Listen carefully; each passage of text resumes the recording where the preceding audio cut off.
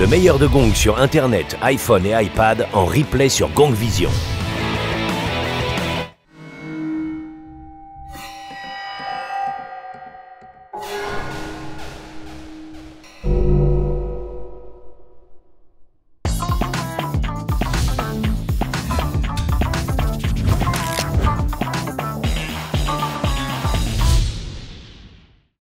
Bienvenue dans Podium, l'émission des classements les plus insolites. On ne compte plus les adaptations ratées de nos jeux préférés au cinéma. Super Mario Bros, Street Fighter, Tomb Raider, House of the Dead or Alive, Max Payne. C'est trop long pour tous vous les citer. Alors aujourd'hui, on fait le podium des adaptations de jeux vidéo en film les moins pourris. Il y a du challenge, mais c'est possible. Allez, c'est parti! En numéro 3, on retrouve Resident Evil, un film réalisé par Paul Anderson.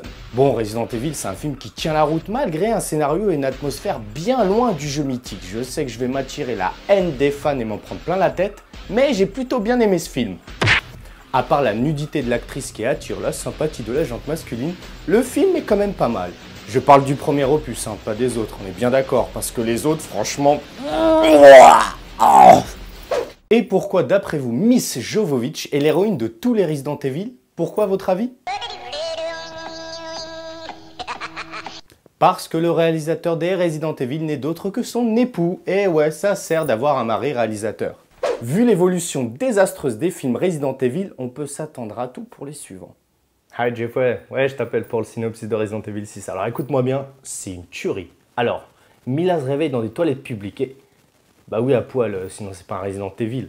Alors je reprends. Mila se réveille dans des toilettes publiques à poil et en fait elle découvre qu'elle a un double parce qu'Umbrella ils l'ont cloné.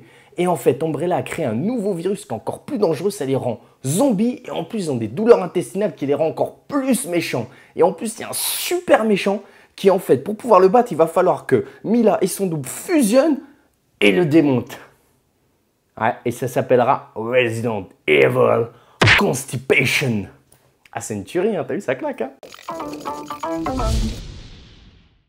En numéro 2, on retrouve Prince of Persia, les Sables du Temps, réalisé par Mike Nowell. Prince of Persia est un film plutôt gentil à la sauce Disney et Bruckheimer, le producteur de Pirates des Caraïbes. Ce film respecte les fondamentaux du jeu.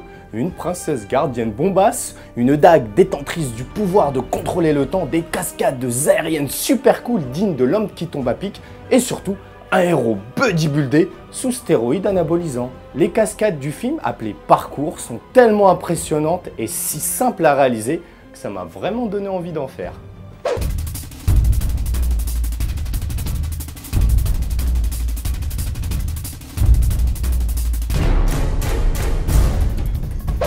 Non, en fait, c'est pas aussi simple. En numéro 1, on retrouve Silent Hill, un film franco-américain réalisé par le français Christophe Gans. Je peux juste dire que j'ai aimé ce film, car il reprend presque trait pour trait le scénario du premier opus sur PS1. Il s'inspire de l'esthétisme du décor et des ennemis du deuxième opus. Et ça, c'est tellement rare dans un film d'adaptation qu'on t'applaudit, Christophe. Ah, je sais, ça se voit pas, mais en fait, on est plusieurs. Mais ça n'a pas été simple pour lui, en tout cas pour faire ce film. Il a dû se battre comme un guerrier avec les producteurs pour avoir le droit de faire un film qui lui tenait à cœur et surtout fidèle au jeu, pas un film sur commande. Le seul point faible de ce film, c'est qu'il ne fait pas peur. Bah ouais, un film d'épouvante, en le regardant, tu dois t'accrocher à ton siège, te cacher les yeux ou crier comme une fille. Enfin, faire comme ça quoi.